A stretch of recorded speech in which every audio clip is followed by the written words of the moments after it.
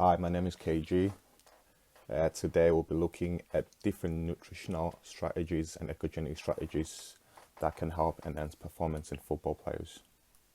So the main objective that we're going to look at today is to evaluate 3 nutritional strategies, 3 ergogenic aids, and analyze the impacts of nutrition as a whole during training and competition in football players. Football is a team sport where professional players usually compete between 1 to 3 competitive games per week with about 3 to 5 training days. As we know, football is a sport characterized by repetitive, brief and intense best of sprints, acceleration, explosiveness, and athletes usually perform about 150 to 250 of these actions during a 90-minute period. Nutrition is key to enhancing these players' performance and recovery. Players cover a distance of about 9 to 12 kilometers per game, depending on the intensity and the position that the player is playing in. Football uses 3 energy systems, as shown above, the ATP-PC, anaerobic and aerobic system. The ATP-PC, which is the phosphocreatine energy system, lasts less than 10 seconds, which is usually used during sprints in football. The second one is the anaerobic system, which is also known as the lactic acid one, which lasts about 1 to 3 minutes due to the high intensity of the game. The last system which is used in football is the aerobic system, which uses your carbohydrates, your fats, and your protein. Carbohydrates are the main energy source or the fuel that is needed during a 90-minute game. The aerobic system uses carbohydrates, fats, and a bit of protein as energy, and the aerobic system requires a couple of minutes to kick in as it uses oxygen to break down these foods so they can be used as energy. The 3 stages in football are pre-season, competition, and off-season. Pre-season is the stage where players are coming back from their holiday and a lot of testing is used to measure the level of fitness in players. During the football season, players can train from low to high intensity depending on how many games they have. And obviously the off season, this is where players get a break, which is usually about a month and a half to rest. Due to the intensity and the demands of football, carbohydrates are the main fuel, which are mainly stored as glycogen in the liver and muscles. Carbohydrates between 5 to 7 grams per kilogram of body mass is advised for moderate training, and this can be increased to about 7 to 10 grams per kilogram of body weight due to the competition and intensity during football. Carbohydrates are classed as simple and complex due to the number of monosaccharides that are within the food. Simple carbohydrates contain low fiber and single or less monosaccharides compared to complex carbohydrates, which contain more fiber and monosaccharides. Off-season food intake compared to pre-season and in-season is quite different. This is due to the intensity of the competition during the season, and off-season players tend to relax and not do so many exercise, so this requires less carbohydrates compared to pre-season or in season, where most of the carbohydrates are used during the training and the competition. When players consume foods that are high in GI or glycemic index, there is a rapid and high increase in the blood sugar levels in the body. Foods like beans, milk, and fruits are low in GI levels, and foods like sugar, orange juice are like moderate in GI levels between 55 and 70, and high GI foods are more like potatoes, your white rice, the white bread. So insulin is very important in controlling the diet or the carbohydrate intake, whereby there wouldn't be too much glucose in the body, rather than it will be stored in the muscles or in the liver for later use. Calorie intake depends on the physicality and the intensity or the duration of the activity during football. So that can be in training or in a competition. The amount of calories which are consumed by professional athletes between men and women are quite different. And this is due to women having a lower energy intake. So men consume about 6 to 10 grams per kilogram of body weight of carbohydrates, and women consume about 4.1 to 5.2 grams per kilo of body weight. There isn't that much difference in protein intake when it comes to women and men who are professional footballers. An amount of 1.4 to 1.7 grams per kilo body weight can be used, or 1.2 to 2.0. This depends on the intensity or the duration of the competition. Lipids, also known as fats, can be consumed as the purpose of being the secondary source after the depletion of carbohydrates, and are mostly recommended at about 30% of the overall diet for competition or training. Fats above 30% will affect the number of carbohydrates that can be consumed for that particular activity. As well, fats require a lot of oxygen to break down, which means they will take time for them to be used as energy. So football players can expend about 3,618 calories or more on average a day, depending on what activity they've done or how many activities they've done during their competition or training. Hydration is key when it comes to enhancing the performance of football players. Football is an intense sport whereby a lot of water in the body is lost due to the influence of environmental conditions and metabolic rate. The cognitive and endurance functions that could be the brain are affected by dehydration of about 2% of body mass lost during competition or during the game. These football athletes can lose about 1 to 4 liters on average during a competition, but can replace about 87% of that water lost through sweat. Athletes are advised to drink sport drinks that contain carbohydrates between 5 and 7 grams per 100 milliliters of water or a sport drink. There is sodium in the sport drinks that athletes use to hydrate, and they help stimulate thirst in the body. These sport drinks contain sodium, sucrose, and glucose. Carbohydrate loading is used by nutritionists a day before or the day of the competition to increase glycogen stores in the muscle. A mixture of complex and simple carbohydrate is advised prior to football match to maximize these glycogen stores.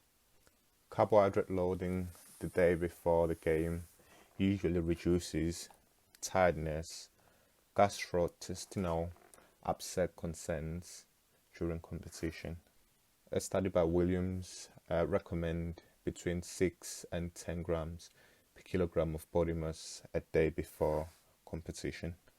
200 to 300 grams is advised between 2 to 4 hours before training or competition in order to extend or increase glycogen stores. About 25 to 30 grams an hour before of light snacks can be also consumed to increase glycogen stores. Carb loading really depends on the intensity and duration of the game. Football training can be divided into low intensity, medium and high intensity. This simply means the amount of carbohydrates that can be consumed for these 3 different phases of training will be different. Low intensity training doesn't require a lot of carbs compared to a high intensity training. Mostly about 3 to 5 grams per kilogram of body weight is used for low or light intensity, and moderate intensity of training requires about 5 to 7 grams per kilogram of body mass, whereas high intensity training, which lasts longer, will require between 6 to 10 kilograms of body weight a day. So 6 to 8% of carbohydrates in sport drinks are recommended during training to stay hydrated. The body uses protein to build and repair muscles after an intense training or a match. Nitrogen is used as a measure of how protein is used. Positive nitrogen balance means an athlete consumes more than what the body uses during your training or recovery. The amount of protein that an athlete can consume differs due to the intensity that has been done or the amount of running they've done during a match. Professional athletes in football can consume about 1.4 to 1.7 grams per kilogram of body weight after strength training, or about 1.5 grams to 1.8 after endurance training that could be doing drills in the gym or on the field. It is worth to note that consuming more protein than recommended will not increase muscle mass. Protein is also responsible for making enzyme hormones and also help build blocks of cartilages and muscle. 20 to 40 grams of protein is recommended after an intense match. This is to induce protein synthesis to allow an increase in protein balance in order to repair muscle damage. Whey protein is quicker to digest, also increases plasma amino acids after being ingested compared to consuming casein, which takes longer to increase plasma amino acid. The BCAAs aid recovery by stimulating protein synthesis, increasing glycogen resynthesis, and help delay fatigue rate. An excess amount of protein can put strain on kidneys and can impair renal functions in the body. After a football match or before, insufficient protein intake will lead to a negative nitrogen balance, which increases catabolism and slow down recovery process after an intense training. Lean protein can come from chicken, turkey, and fish, etc. Remember that timing is important to preserve muscle and to ensure good recovery from training, so that's why people are recommended to take about 20 to 40 grams of protein immediately after training. Protein powders are more common and convenient to consume after training and competition. Creatine is in free form and also can be bound to phosphate molecules, making phosphate creatine, and about 95% is stored in the muscle. Creatine helps increase power output. It releases a phosphate molecule to ADP and reform ATP. A study by Ray shows that taking 10 grams 3 times a day of creatine improved dribble test, sprint power test, and endurance in football players. Also, another study shows that 5 grams taken 4 times a day for 6 days improved repeated sprints after intermittent training on elite football players.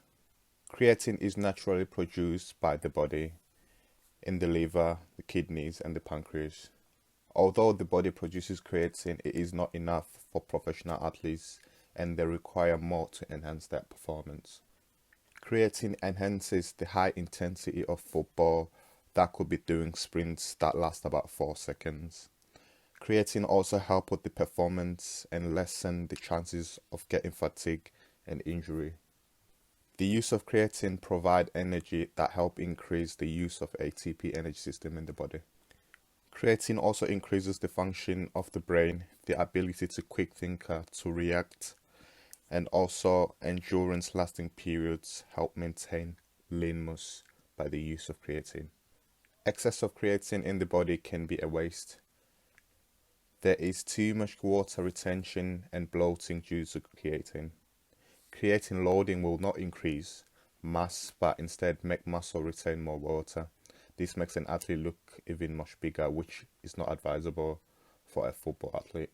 Creatine is key for short-lasting training, e.g.